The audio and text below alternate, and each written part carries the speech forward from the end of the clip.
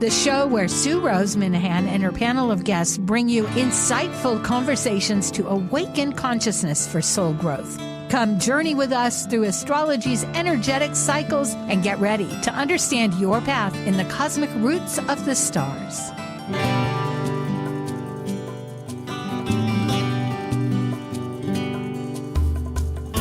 Hello, everybody. I'm Sue Minahan, and today is September 7th. The eclipse occurred just a few hours ago.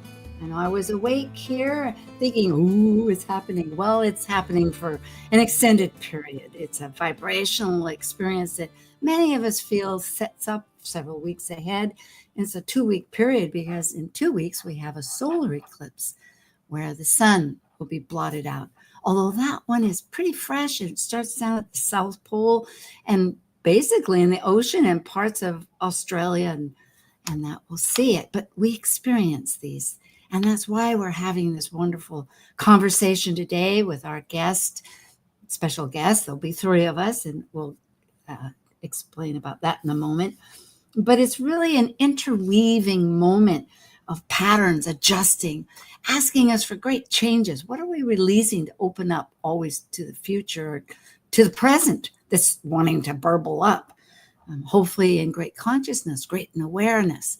Well, let's find out more about this. And because we are now ready for Planet Buzz. Focusing on perspectives of pattern-planet cycle relationships and understanding their archetypal energy consciousness, reflecting through history, current events, mythology, and philosophical questions, these are the members of Planet Buzz. I'm Sue Rose Minahan, founder of Talk Cosmos since 2018. I'm an evolutionary astrologer, consultant, speaker, writer, vibrational astrology student, Dwarf Planet University graduate, Kepler Astrology Toastmasters Club charter member. I have a fine arts music degree plus a certificate in jazz. I'm an artist, musician, and certified color energy life coach. Especially, I love mythology and esoteric philosophies. And I'm Dr. Laura Todd. I work as a spiritually oriented psychological astrologer with students and clients around the world. As a counselor, writer, and educator, I love helping people recognize their inner strengths, take advantage of auspicious moments, and navigate times of challenge with greater ease. On my own podcast, Mythic Sky Storytime, I discuss astrology, mythology, and actualizing our full potential. Learn more at mythicsky.com. Plus, a special guest who we will introduce in just a short moment. And as the ancient Hermetic Code reveals, as below, so above. As above, so below. Hello, hi, Laura, Dr. Tad. Hi. Once again. Yeah. Good to be back on this auspicious day of the lunar eclipse. Isn't it true? You can't always plan, but here it was and is experiencing. Eclipses are pretty phenomenal, especially if you see it, which I surely couldn't over here. The moon, as my neighbor said, well, there was a full moon. I said, well, it's an eclipse. Well, what did that mean to them? But it does. It has that energetic self. So perhaps we should just jump in and get to our wonderful guest, who is Louise Eddington. Hi, Louise. Hi. So great. Hi. Thanks for having me back again. 3rd time this year, right? So, it has been. It's been 3 times. It's been delightful. Louise Eddington is from Salt Lake City, and you can find her on Substack at Louise Eddington. And also, she has a book, Sacred Threads Imprint, because she has a brand new book out series about the astrologer that both Laura and I have and have read, and it's marvelous. Oh, it's just magnificent. It's a good read. It's a thorough read, and it's a repeat read. So it's a bonus, and we'll get to it too at the middle. But also, she's the Cosmic Owl, has her own YouTube, and the Wisdom Weaver teaches extensively, lectures a great deal.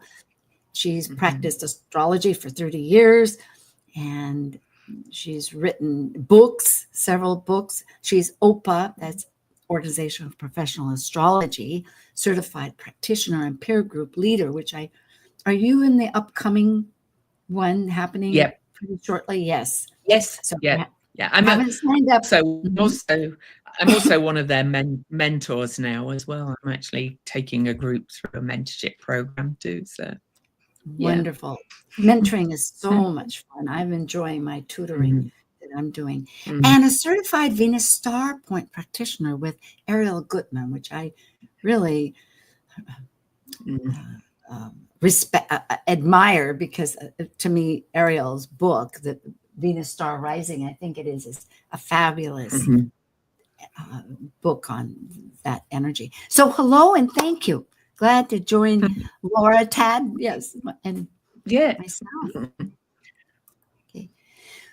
Well, because we're talking about eclipses, I thought this diagram would immediately set us up a little bit. It's a path involving the moon and the sun. They each go around the moon, of course, orbits Earth, and Earth has its celestial path around the sun. And when they intersect, those are called nodes, means meeting points. And one is going ascending, which is going to the north node, and one is descending, going to the south node. And so in astrology, if particularly in evolutionary astrology, we look at the past as our karmic package that we've inherited for this lifetime. And I always feel we've chosen it, because we have probably a myriad of packages that we could have chosen. But that one is what makes sense for us in this lifetime. And the polar opposite of it is the north node. And that isn't as familiar, because it has challenges that help the south node, because there's always weaknesses and strengths with everything, and we can get set in certain ways that need encouragement, a shift. So that's what we do, is embrace these. And at the moment, we have a south node in Virgo and the north node in Pisces, so any comments here, or shall I jump ahead? I mean, there's a lot you could talk about the nodes, but I think for the purpose of talking about the eclipse, it's moving forward. All right. Well, we'll begin with the lunar eclipse, because that was today in Pisces. And I just wanted to mention there are retrograde planets throughout this period. The outer planets are particularly in that cycle where now they apparent retrograde from Earth, because as they go around the corner, it looks like, oops, they're going backwards. So that's our experience. It's all our experience from Earth. But they are the outer ones. Saturn, Uranus will be coming shortly. Neptune, Pluto, Ceres, also a dwarf planet, and Chiron, the centaur of healing and alchemy, alchemizing our experience. So, and perhaps people in some parts of the globe saw this blood moon. It is a total eclipse, so it's possible with the refractions, because it's the sun, the light waves, the red ones are long ones, the blue are short. So the blue gets scattered and the red ones are what we see reflected in it. But yeah, I mean, a lot of Eastern Europe and further east, right? That's sort of that's the area, the globe that this was visible, right? Like here on the East Coast, right? It was 3 o'clock in the afternoon, middle of the day. It's not visible. And so as you got more into Eastern Europe, then it was starting to be visible. Even sort of the UK, it's like, well, it's still a little early, right? The sun's sort of just setting as it was happening. But there was a big chunk of the planet that was visible. Yeah. Sure. Yeah. The shadow of the Earth just blocks that reflection from the sun. But I think it's important to, like, even if you can't physically see it, the energy is still present. Whether or not you are in a part of the planet that an eclipse is visible, it doesn't actually dilute, I think, how it impacts you, because that's more of how it lines up with your own individual astrology in many ways. It's vibrational. And as we personally had said earlier, it's affecting each one of our charts, because, and for other people, because it's 15 degrees, you can go in a latitude of maybe 5 to 25 even. It's a luminary of any of the mutable signs. And it is by itself, without even all the other aspects of the map, activating something. Right. Oh, yes, it certainly is. Right. Well, in Pisces is our north node, although it's not at. Well, it is. Both of these are paradoxes or dichotomies, however we want to see it, because lunar is a releasing eclipse, except it's at our north node. So what is it that maybe we're trying to release? It's Piscean, so that we can really benefit with that gift of the north node. And it might be escapism, saying, I'm It just could going be, illusions around the future could be a release point, that what we're projecting and versus what we're thought we were striving towards in that north node energy maybe was an illusion because it's Pisces, and it's that nothing is what it seems. Or I sometimes think of Pisces as like how images get distorted when you look through water. I think more than any of the other water signs, that's sort of how I see Piscean energy, is that distortion. Yes, like when you're under the water as a kid, and you're opening your eyes up and you can't quite see what you dropped in the pool. You sort of reach I also around. see it as kind of clouds. Everything's kind of clouded, so which is like your glasses before cleaning them or Mm-hmm. something. But interestingly, looking at even this list, I'm thinking music. So often I'll think, I need a break. I'll turn on the music, and something in that music, which is a diversion, right? It might be an escape, kind of a break from what's happening. But the lyrics, that's where the thought of this spirituality of life, it offers a sign or a message that suddenly is revealing. It's expressing what I've been feeling, or it directs, or it navigates. So it's kind of that inner knowing as well, more than the faith, belief, the trust, the surrender. That's very Piscean as well. And it's to mind these eclipses are really asking us to integrate that kind of scientific, rational kind of knowing, Virgo, with that just tuning in to just those little kind of nudges of knowing, and kind of learning to work with them both. That's how I see it. Beautiful. Yes. There is some history involved, always with cycles, particularly very timed cycles. And eclipses are one of those, along with the equinox and the solstices, that we can actually gauge down to a finite moment. So, but looking at this, and Laura is very helpful, very astute at also deciphering the history. Virgo moon in the 9th. I don't have a choice. Yeah, and well, we all, and I love it. I've got ascendant here and my own Saturn. So, but the last time there was in Pisces, there was a total, not just partial, but a total lunar eclipse at 15 degrees at the north node, not the south node, but the north node, was hundreds of years ago, 1653. And Laura, perhaps you want to talk about that date. Well, yeah, I mean, what I found particularly interesting, and Louise, maybe being a Brit, you can speak a little more to some of the history, is that it was really sort of the beginning of Cromwell coming to prominence, and him taking over Ireland, and all of that involved for hundreds of years. And from the Irish perspective, the horrific things that resulted in repercussion of Oliver Cromwell's sort of takeover of the British government. Right? So that year, he disassembled the Parliament of the UK. Like he took over basically. Yeah. Isn't that such a Pisces word as well, though? Dissolving Parliament, yeah, right? Yes, so anyway, absolutely, and no boundaries. Sorry, Just totally absolutely. And then I just found it fascinating that in 1922, when Ireland broke off all but Ulster, and so the Irish Republic was formed, that it took until 1922 to undo what Cromwell did, and the nodes were flipped. Oof. Which was just fascinating to me that we had that correlation. So I don't know what might be going on in the UK and Ireland. I haven't heard it. My dad lives in Ireland, but I haven't heard anything momentous, going on at the moment. But it just seemed an interesting through line of that, and that it was, I didn't expect it to that I'd have to go back so many hundreds of years to find this total lunar eclipse. I mean, in general, I was finding total lunar eclipses in Pisces, not on the North Node. There was none in the 20th century. It didn't happen at all.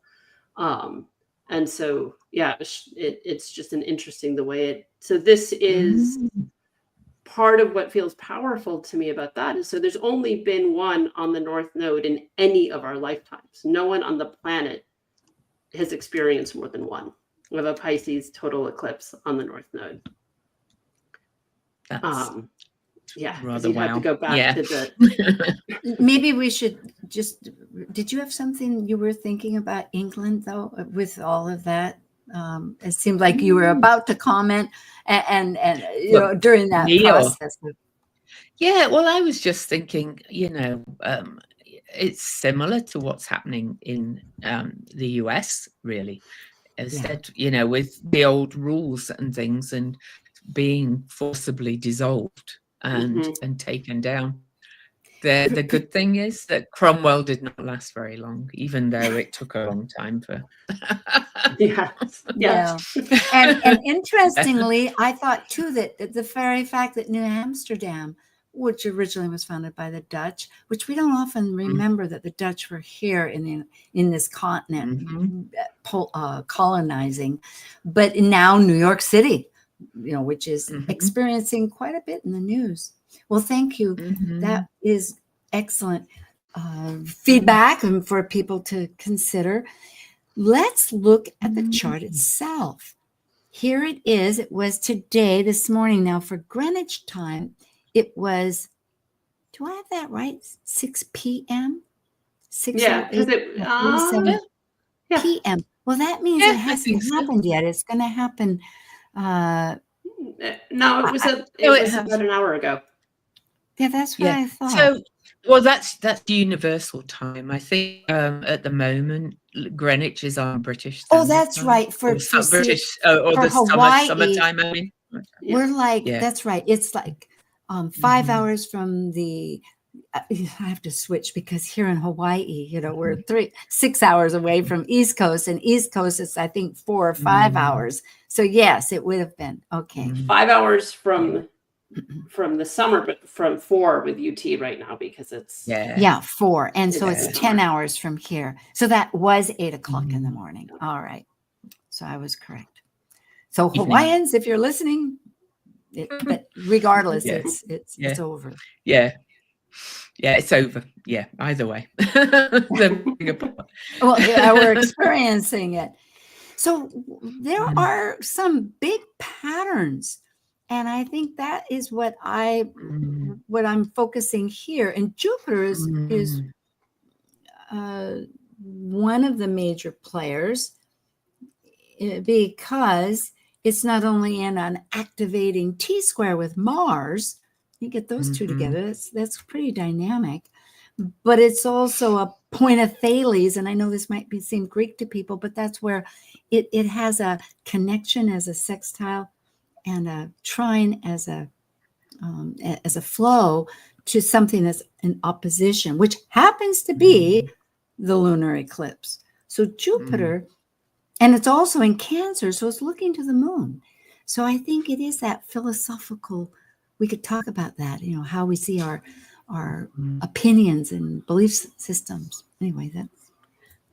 Well, one thing I think is really big for this eclipse and the next one is that Mercury is combust the sun in the Virgo in its own home sign for the whole period. Mercury's only in Virgo for 16 days through this period, and it's combusts on the South Node right through that whole period. And it's approaching the South Node, both the Mercury and the Sun. And Nick Best, who refers to that as circling the drain, like they are going towards the drain, literally. And I think, you know, that's really about, you said philosophical, it's kind of letting go about a lot of old things that you thought were true in many ways. Or details. Yes. Yeah.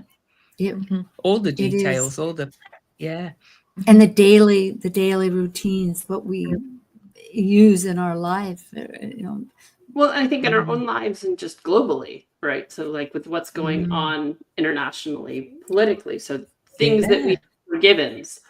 And so I think with that point of Thales with Jupiter, then it's how that being a point of a mediator of how to be in harmonious communication with these points that could be, right? Oppositions can be combative, or they can be the great like seesaw that's balanced.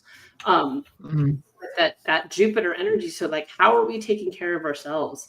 The nurturing of self and others with that Jupiter in Cancer, and not throwing the baby out with the bathwater, not feeling like, oh, well, that system's broken, and okay, nothing matters, right? It could have people go to the extreme saying, well, everything I thought was true isn't, so now nothing's true, so I'm going to just not delete anything. Or maybe instead of going into the, well, nothing matters, it's refining what matters, which is that Virgonian energy. Yeah, it's a good point. Got a very cleansing, refining, purging kind of energy. This eclipse is so powerful. Lunar eclipses are often kind of have less attention on them than solar eclipses, right? But this one is huge, I think. So. It is, emotionally speaking. And it's a good point there about the Chiron and that action, looking at that energy there that you're bringing up, Laura, because the healing aspects, it's tricky. In Aries, it's being ruled by, there's a lot of direction, like let's just move, let's just get something done. Yet always with Cancer, it's a process. You have to be remindful of that. Remindful, is that a word? It is now. Anyway.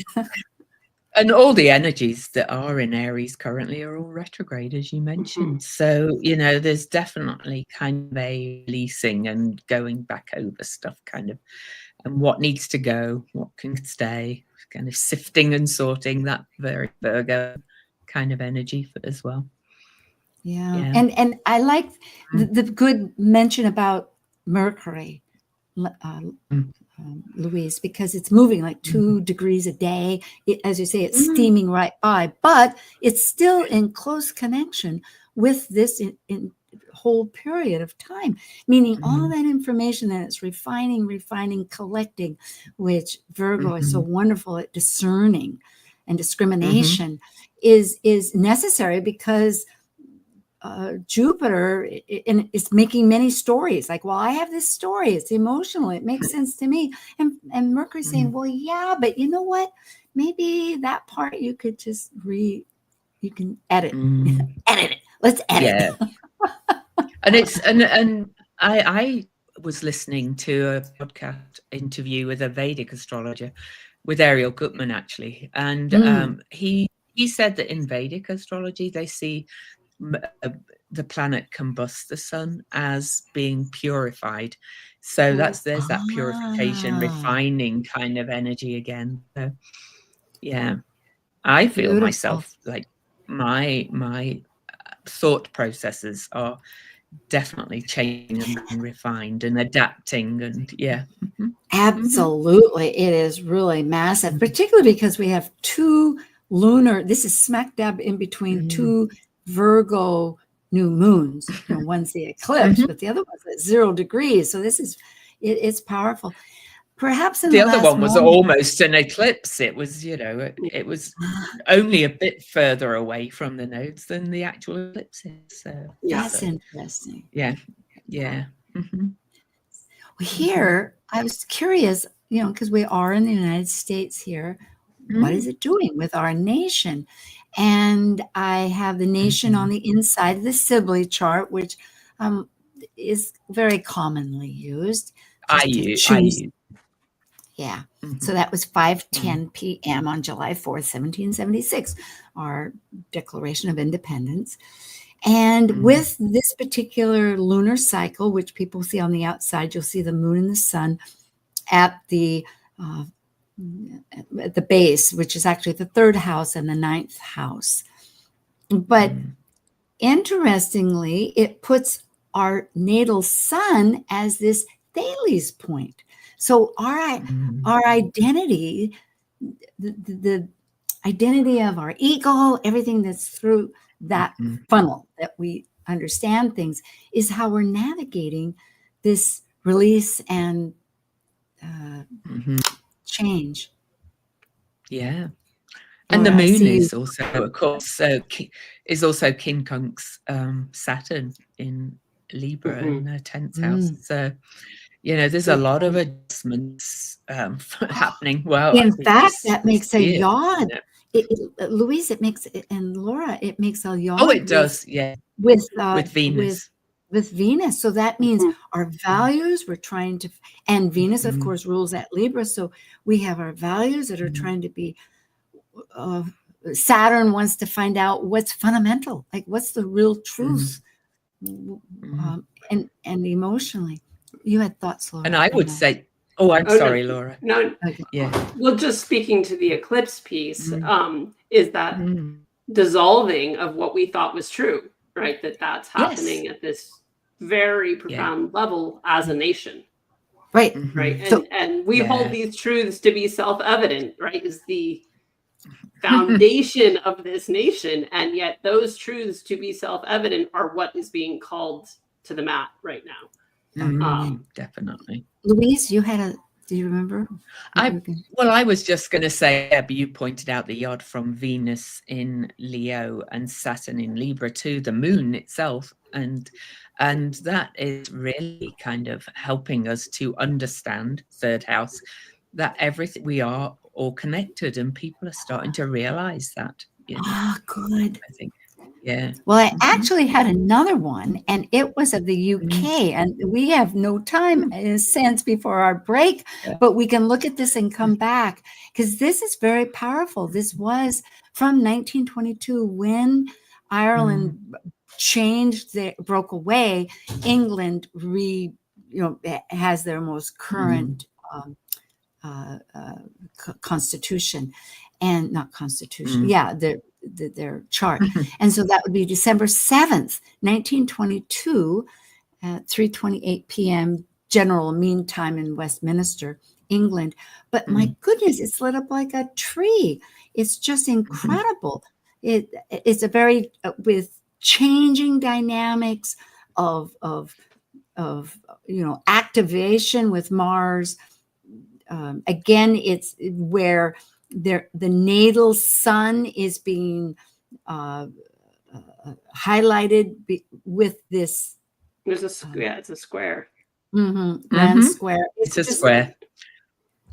And to Mercury as well. To the natal Mercury too.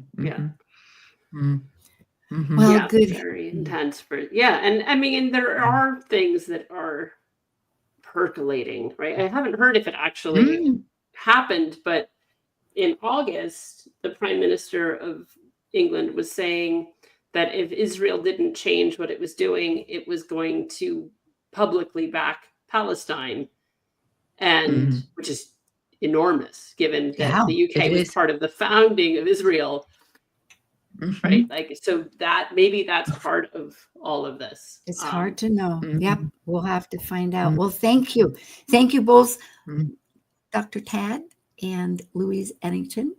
We will be back in a moment, and everybody's just for a moment.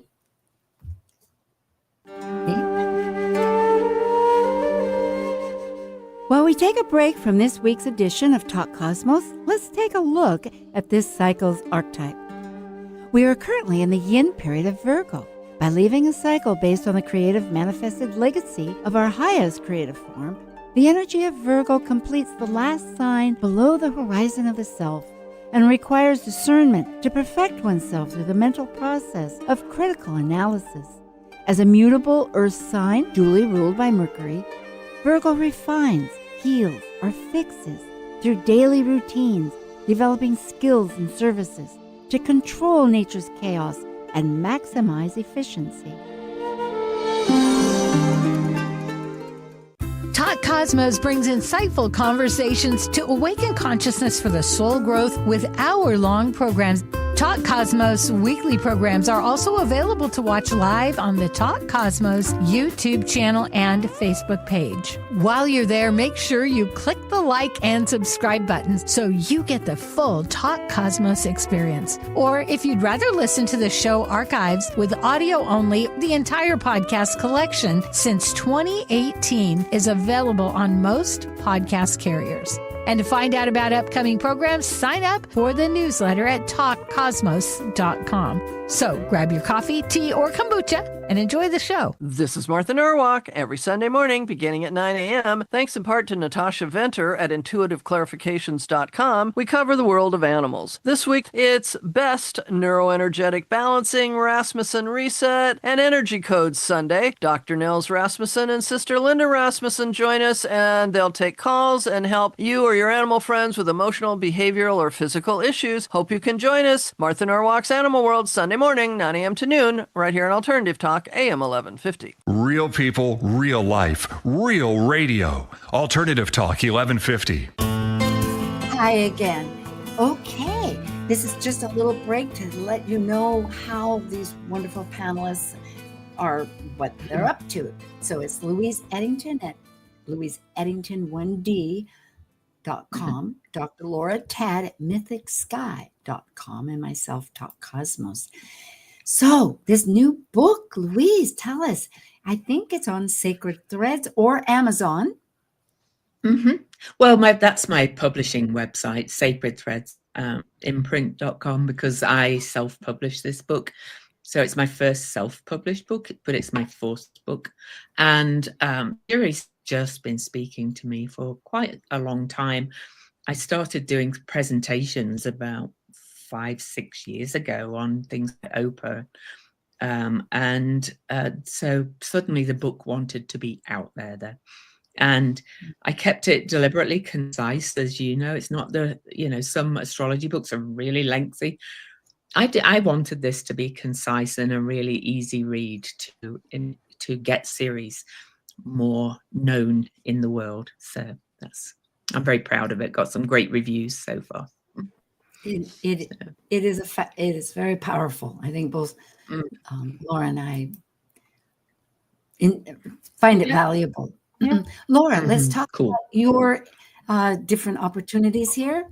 We'll just go ahead. So just I have my own podcast, Mythic Sky Storytime. And I've been doing a series all year that I'm within that I'm calling Cosmic Costumes, where I go through each sign. The whole episode is just on one sign.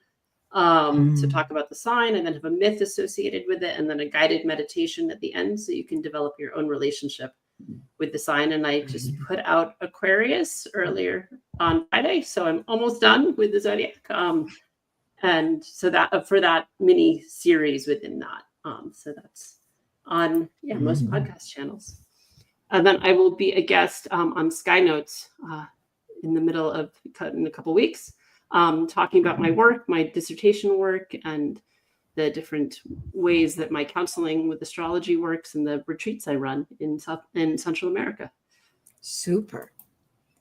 And here it is. Yeah, this is the retreat I've been running with a dear friend of mine that I realize I've somehow known for 30 years. I can't believe that much time has gone by. Wow. But so she is building a whole retreat center in Nicaragua, right on the beach, right where the jungle meets the ocean. And so I'll be helping her once again, running the Goddess Awakening retreat.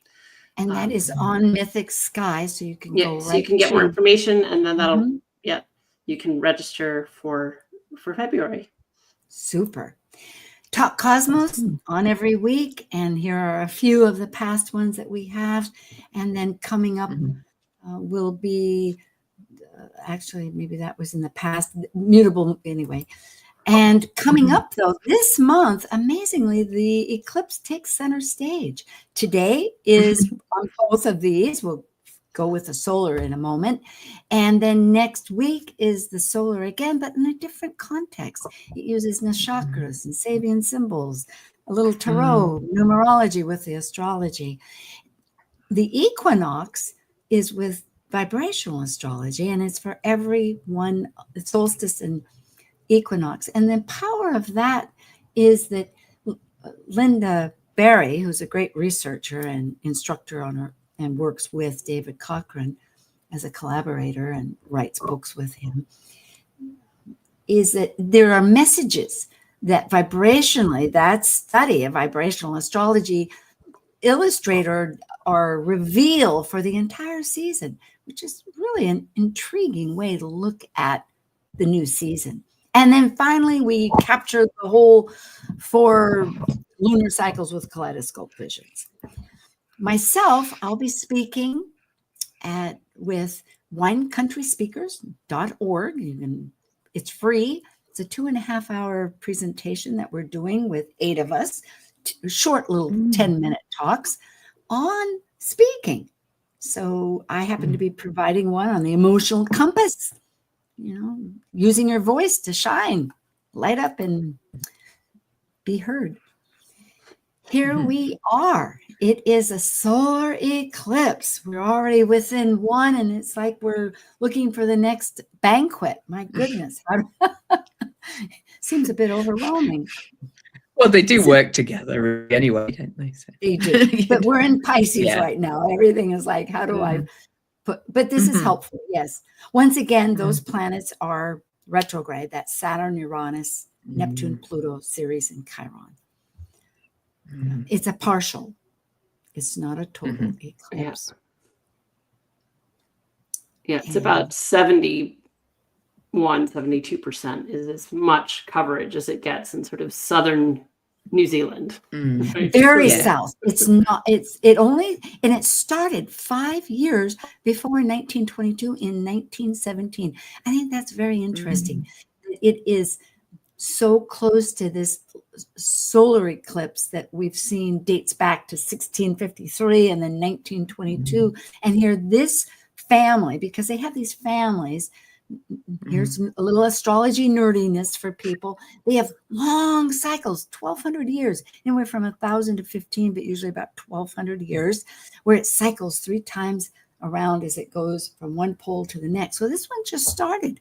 It's the 7th one of 71. I remember all these little things here. And so it's only seen down in the oceans, which means the ocean has a lot to say. I know it. You think of that. It has we have animals, we have life, we have currents that go up and down the world. We have our primary and our secondary motions as they twirl around. It's life.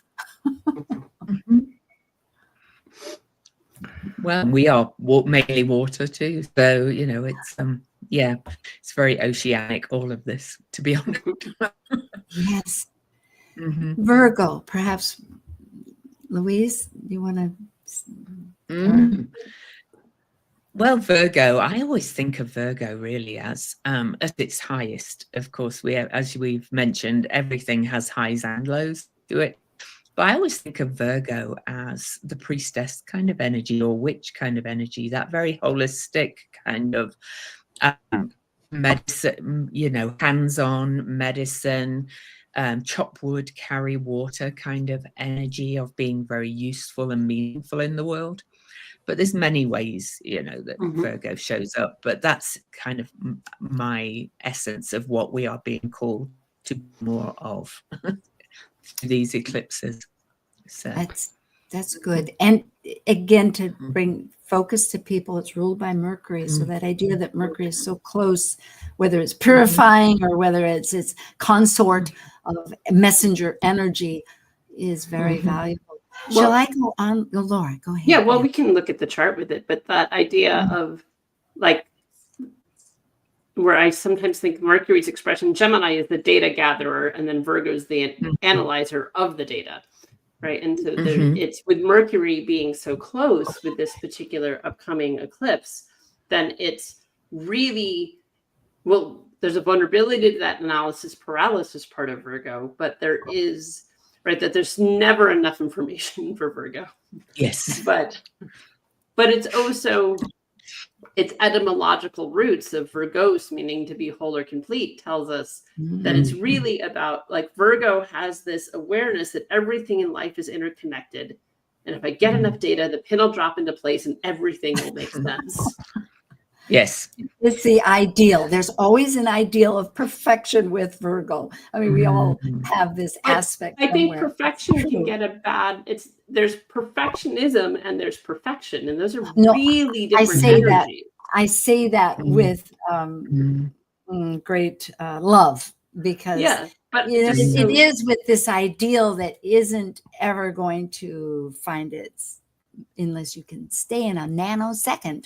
Yes, it is. Well, but I think perfection is part we talked about a little bit before the show started, that idea of trust, which is that polarity to Pisces, is the trusting in the perfection of timing, trusting in the perfection of how things play out. Whether or not we can logically, Virgonianly make sense of it in our human limitations is a different story. But there's still perfection. Yep. I like it. It's almost like the gifts of imperfection, Brene Brown's book. Yeah. It's just accepting that it might never be quite perfect. Yes. Yeah. Exactly. And love it for what the process it is. Yep. The edge of Virgo. I know, Laura, you brought that thought and I loved it. So I put it down because to remind people, we did have this new moon a month ago on the 20th of August. Or maybe no, it was anyway of 0 degrees, and now we're talking about 29 degrees at the very end of it, and which will be on the 21st of September, and the next day is the equinox. When the sun gets set in Libra, 0 degrees, and essentially this is not it verbatim, but it's the idea that at 30 degrees Virgo, which Sapien always usually. Most people look at it as the next degree. Its mission is to complete that task, and it's deaf to any distraction. So it's so focused. So can I bring in one other little goal with this eclipse? 2 days before it, at 29 degrees 59 minutes of Leo, right, the last minute. Yeah, we have an occultation, a lunar occultation of Venus as well, and so that's just 2 days before this new eclipse, and I follow occultations a little bit, and as you know, I work with Venus a lot, so I particularly noticed this one, and it's I think it's really astounding how we've got this 29 degree Virgo eclipse, but 2 days before the last minute of Leo. And then both will move into Virgo, both Venus and the moon. And it just speaks to me of a real endings and the beginnings of something new coming in so many ways. And the very last minute of Leo, that be the oligarchy or autocracy or whatever you want to call it. I kind of feel like it's going. Anyway. That's so true. Looking at Leo in the sense of its highest manifestation of a which, depending on what reason, but if it's only for selfish senses, yes. And the first, of course, that new moon at 0 Virgo was conjunct fixed star Regulus, which moved into Virgo after a whole astrological age, 2,160 years. In Leo, from our perspective, that moved at the end of 2011. So, I think these degrees are really important for this period. One at the beginning of the new moon, one at the very middle degree, 15, and then one at the very end degree. Then we have this occultation, which works like an eclipse also. Yeah, so it's like a triple eclipse. They are. I remember, yes, I'm trying to remember if it was Mercury or Venus, but it was way back around 2012. It could have been, but yes, it's a powerful commentary. Thank you.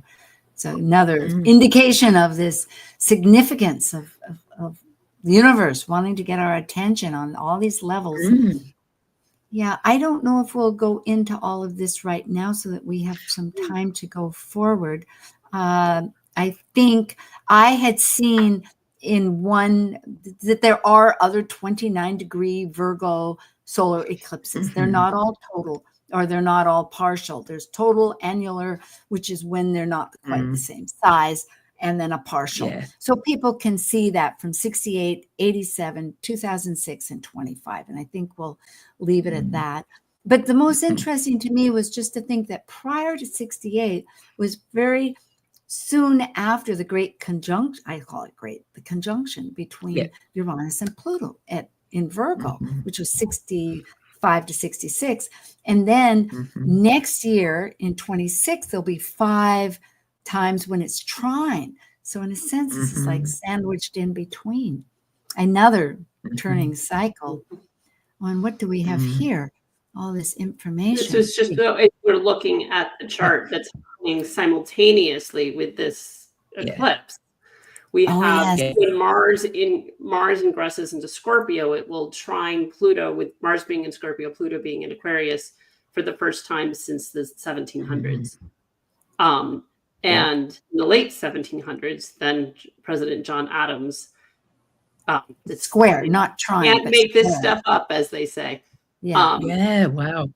That the Alien Friends Act, quote, and giving the president the authority to, quote, deport any foreigners deemed dangerous to the peace and sovereignty of the U.S.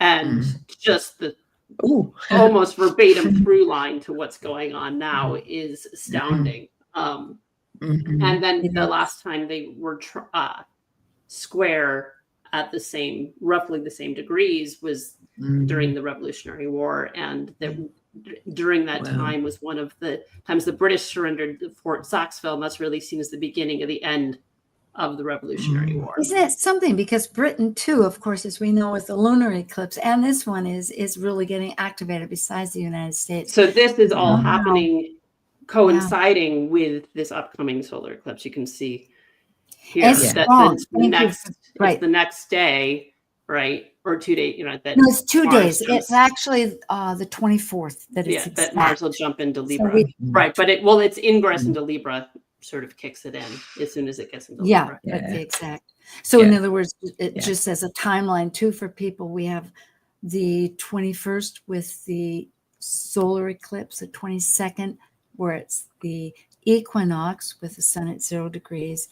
And then 2 days on the 24th is this really significant activating square between Mars and Pluto, which are co-rulers, if one looks at it, at Scorpio. So it's a lot of power transformation. Let's look at this chart when we have some time. It is the actual chart on the 21st, and Greenwich timing would be in the evening, almost at 8 o'clock, just prior. It's 7:53:51 p.m. And these are Aries, 0 Aries charts. So the houses are not evident in all these charts. So just to clarify that with people. So we don't have MC and ascendant, because it can be, the energies are useful anywhere. But there are some real patterns galore again. Yeah. How many fingers of how many yards or fingers of fate or destiny have we had lately? It's just it's crazy. But yeah, that one right at Mars. Wow. And it is Mars, which brings attention, Laura, to which, I mean, I'm glad, because I had been thinking too with Pluto. So Pluto is, all of these are really involved in just about every pattern there is. And that would be the conjunction between Saturn and Neptune that are beginning to separate, but Neptune will follow and go into Pisces before February and January, when they both go back into Aries. So this is really checking back with our past, defining what is the truth, of Neptune is truth, and Saturn wants to know what's essentially it. Well, I wonder if some of this too, because so much of this is linked with like what's true, what's not, that it also being true for the individual, that it's not necessarily collective universal truths. It's for what is your truth? Because I think particularly with that Saturn or the Saturn Neptune, it can, in its healthiest manifestation, I think, be spiritual discipline, right? Is part of how that can manifest. And so looking towards that to find what's true for me. And it might not be true for my neighbor, but if it's true for me and my ability to sustain my truth and authenticity, that I think is part of then Pluto-Uranus trine, right? That's part of what do I have to let go of? What do I have to release? Even though it's a new moon and we often think of new moons as beginnings, because it's an eclipse, it's funky. It's not as direct. It's at the south node too. Yeah. But what do I have to release so that I am living my most authentic self? It is really wanting you to be fearless and go for your dreams. Is absolute good. And I also often think of Saturn in Pisces because it's opposing this eclipse, is letting go of self-limiting beliefs that have probably been instilled by your upbringing, by the society, culture. And it's like, where are you limiting yourself because of these inner messages that you had running inside? Yeah. What standards were imposed that may have been useful in developing yourself, but really don't apply right now for your dream that yourself wanted. You know, it may not be acceptable in certain areas, but yet it works. It's a fabulous idea. And the man-made rules, some of the old man-made rules of society too, I think. I always think of Saturn as our laws, that human-made laws rather than... Yes. You know. Yeah. Absolutely. Here we have, again, the UK. And I think they're so close. What we did was just decide to bring attention to this one change with the solar, because here you have, and we could go back to that other chart, but it's Mars. Mars is the heat, Mars trining Mars, which is activation, but here in Aquarius, more of a cerebral, networking, intellectually innovative way of working for the traumas, perhaps, or when I say traumas, the pains, what to heal, what to alchemize, you know, what to bring forth. The eclipse itself is close enough to the North Node as well. In the 5th house, it's like, yes, that's kind of wild. And with Gemini rising, new alliances, you already mentioned it, perhaps. So, yeah. It can't be that time already. It seems like we have a couple of minutes, but we could talk a little more. Here we have this lovely Virgo. Yeah, but maybe I'm right. Maybe okay. That was an eclipse. We just stopped. Yeah. So how are we feeling? It is really a regeneration of past coming to future, to love, identify, and go, whoops, thank you very much. Kind of like me going from... We're going back over a lot of ground from earlier this year as well, from the first lot of eclipses. So, you know, things are going to change fast after this month, I think. This idea that we're going through 2 years of these solar Pisces eclipses. So it's really the universe. September 24th, right through till February 27th. So. Yeah. Which, Laura, like you were mentioning, about the bringing in the spiritual as our new, it was not new for many of us, but always a learning experience to embrace that it isn't just our highway that comes with our intellect, but as many artists say, they are channels for receiving and realizing how that works in our life. Yeah. Yeah, I think, you know, I mean, a lot of musicians talk about some of their biggest songs are written in a day, right? It's like it's just not even really theirs. It's just downloaded.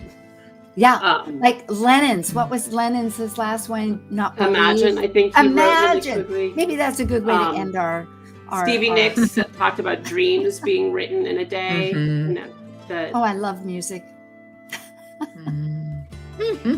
Thank you, Louise and Laura, and everybody listening. And thank you for joining an insightful conversation on Talk Cosmos, the show where Sue Rose Minahan and her panel of guests awaken consciousness by connecting soul growth patterns with astrology's energetic cycles. Be sure to tune in next week, same time, same place, to continue your journey through the roots of the cosmic pathway.